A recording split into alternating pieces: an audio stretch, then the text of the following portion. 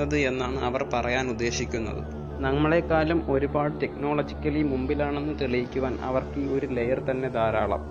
ഏഴാമത്തെ ലെയറിൽ അവർ കാണിച്ചിരിക്കുന്നത് 1 കൊല്ലം മുമ്പ് പ്രത്യക്ഷപ്പെട്ട ചിൽബോട്ടണിൽ പ്രത്യക്ഷപ്പെട്ട ആ ഒരു ക്രോപ്പ് സർക്കിളിൻ്റെ മിനിയേച്ചറാണ് കാണിച്ചിരിക്കുന്നത്.